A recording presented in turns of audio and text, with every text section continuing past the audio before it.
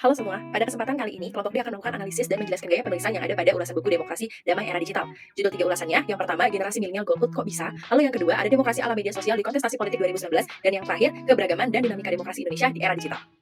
Pada generasi milenial golput kok bisa, karya Ami Kamila ditemukan gaya penulisan persuasif dan eksposisi. Penulis menggunakan berbagai teknik persuasif dalam teks tersebut, seperti menyampaikan data dan statistik serta faktor yang menyebabkan rendahnya partisipasi politik generasi milenial. Beliau juga menjelaskan tentang pentingnya bagi generasi milenial untuk bisa berpartisipasi dalam politik. Penulis juga mengajak pembaca untuk melakukan tindakan yaitu menggunakan hak pilih mereka dengan bijak. Berikut contoh kalimat persuasif.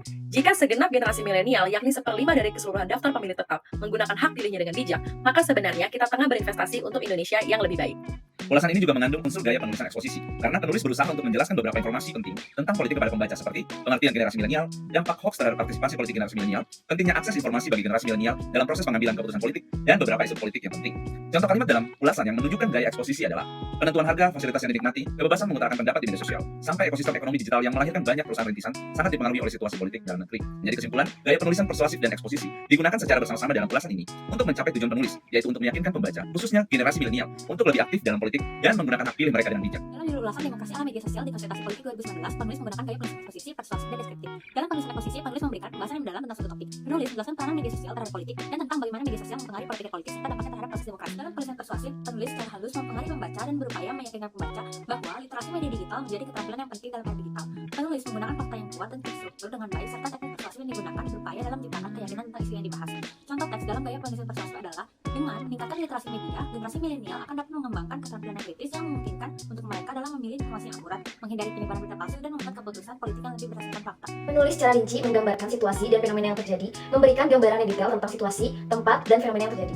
Penulis menjelaskan dengan gaya deskriptif seperti 1. Penulis menggambarkan suasana di sebuah coffee shop, interaksi antara generasi milenial, dan strategi kampanye dari kedua pihak. 2. Teknik deskriptif yang digunakan meliputi penggambaran suasana dengan menggunakan indera dan memberikan detail yang mencolok untuk membantu para pembaca membayangkan keadaan yang dijelaskan. Kesimpulan, penggunaan gaya penulisan eksposisi, persuasif, dan deskriptif dalam ulasan bertujuan memberikan wawasan yang mendalam tentang peran media sosial dalam politik, serta mendorong pembaca dalam meningkatkan literasi mengenai literasi media untuk menghindari penyebaran informasi palsu dan menarik mereka dengan gambaran yang jelas tentang interaksi generasi milenial di kedai kopi. Gaya penulisannya juga memiliki unsur persuasif yang kuat. Penulis menyajikan data dan fakta yang mendukung argumennya tentang ancaman hoax dan ujaran kebencian terhadap demokrasi, serta mengajukan solusi dan rekomendasi untuk mengatasi masalah tersebut. Contoh kalimatnya adalah, kita masih dapat mengadakan sistem demokrasi Indonesia jika warga negara paham bahwa demokrasi merupakan proses yang memerlukan komitmen aktif serta berkelanjutan. Penulis menggunakan data dan fakta untuk mendukung argumennya seperti data statistik UNESCO tentang tingkat literasi di Indonesia. Penulis menggunakan contoh kasus yang konkret seperti kasus Pilkada Jakarta 2017 dan konflik di Maluku. Penulis menggunakan bahasa yang emosional untuk membangkitkan kepedulian pembaca seperti kata-kata dan simbol memang tidak seberbahaya menyimpan kadar bahaya yang sama dengan zat kimia beracun atau limbah radioaktif. Penulis menyerukan tindakan kepada pembaca seperti sebagai masyarakat Indonesia di era digital saat ini perlu membangun dan memiliki kesadaran lebih dalam melawan hoax dan ujaran kebencian. Narasi digunakan untuk menghadirkan cerita atau situasi konkret yang mendukung argumen yang diajukan. Sebagai contoh diceritakan tentang konflik yang terjadi di Maluku pada tahun 1969 dan situasi konflik yang timbul dalam konteks Pilkada Jakarta 2017. Cerita-cerita ini memberikan gambaran yang nyata tentang dampak dari ujaran kebencian dan hoax terhadap kehidupan masyarakat, memungkinkan pembaca untuk merasakan secara emosional kompleksitas situasi yang dihadapi. Dahulu, ujaran kebencian yang ditujukan kepada minoritas hanya disebarkan oleh pihak-pihak tertentu lewat ruang luring atau offline yang sering tidak dilirik oleh media arus utama. Penulis menceritakan kisah-kisah nyata tentang bagaimana hoax dan ujaran kebencian telah berdampak negatif di Indonesia, seperti kasus Pilkada Jakarta 2017 dan konflik di Maluku. Penulis menggunakan bahasa yang hidup dan menarik untuk membuat pembaca terlibat dalam cerita. Penulis memberikan gambaran yang detail tentang kondisi keberagaman dan tantangan demokrasi di Indonesia, termasuk melalui contoh kasus dan referensi literatur. Penekanan pada dampak hoax dan ujaran kebencian serta upaya melawan mereka juga menunjukkan pendekatan persuasi. Dia mengajak pembaca untuk memperhatikan dan bertindak terhadap masalah tersebut. Deskripsi digunakan untuk menggambarkan situasi, konteks, dan dampak dari fenomena yang dibahas. Hal ini membantu pembaca untuk memvisualisasikan dan memahami secara lebih mendalam tentang fenomena yang dibahas. Contoh kalimatnya, survei media sosial tahun 2018 terhadap 2032 pengguna internet di Indonesia menyatakan bahwa 81,25% responden menerima informasi hoax melalui Facebook.